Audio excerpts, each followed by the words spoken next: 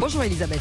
Bonjour Elisabeth. Bonjour chère Cécile, la reine de nos matins. Bonjour Patrick, bonjour à tous. Où l'on reparle du Burkini, Elisabeth, parce que le maire écologiste de Grenoble, Éric Piolle, serait prêt, en tout cas c'est ce qu'on croit comprendre, à autoriser ce Burkini, justement. Oui, il ne le dit pas clairement, mais tous les Grenoblois, effectivement, ont compris. Il a publié une lettre de 4 pages, enfin il ne l'a pas publiée d'ailleurs, il lui a envoyé, où il interpelle Emmanuel Macron sur beaucoup de sujets. Il y a cette phrase: à Grenoble, nous veillerons à ce qu'aucun règlement intérieur d'aucun équipement public ne constitue une injonction ou une discrimination. Alors il y a déjà eu évidemment des polémiques burkini dans les piscines de Grenoble. Et puis Éric Piolle enfonce le clou dans le Dauphiné. Voilà ce qu'il dit: la marque du patriarcat, c'est l'injonction à se couvrir ou à se découvrir, annonçant que le sujet sera abordé au conseil municipal du 16... Il annonce, que le sujet sera abordé au conseil municipal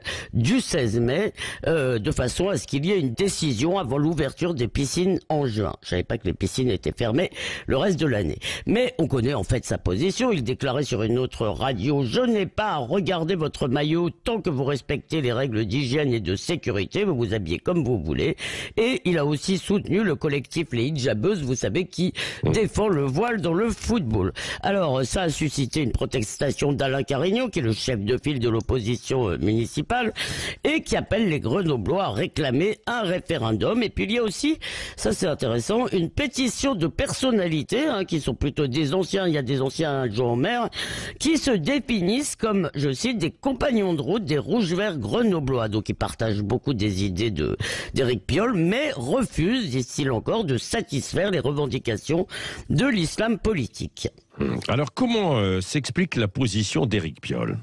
Alors, il y a plusieurs possibilités. D'abord, il y a l'intérêt électoral, c'est ce que j'appellerais la jurisprudence Pascal Boniface. Vous vous rappelez, en 2001, il avait exhorté le Parti socialiste à arrêter de soutenir Israël pour défendre la cause palestinienne, car, disait-il en substance, je caricature un petit peu, il y avait plus de voix à prendre chez les musulmans que chez les juifs. C'était quand même ça l'esprit, ça avait fait beaucoup de débats.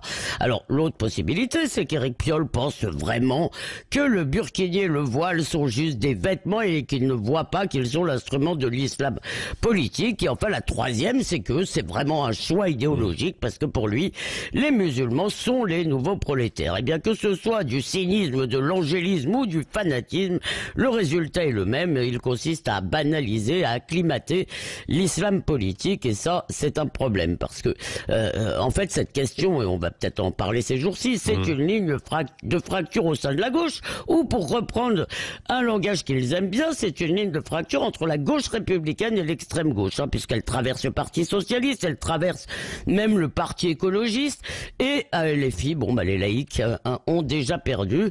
Voilà pourquoi l'hégémonie insoumise sur la gauche, c'est une très mauvaise nouvelle. Dans l'accord signé cette nuit par les écolos, il n'y a évidemment pas un mot sur ce genre de sujet. On imagine que le PS et le PC vont finir par suivre. On ne va tout de même pas se chamailler sur des sujets aussi dérisoires que la laïcité et l'islam politique quand des sièges de députés sont en jeu.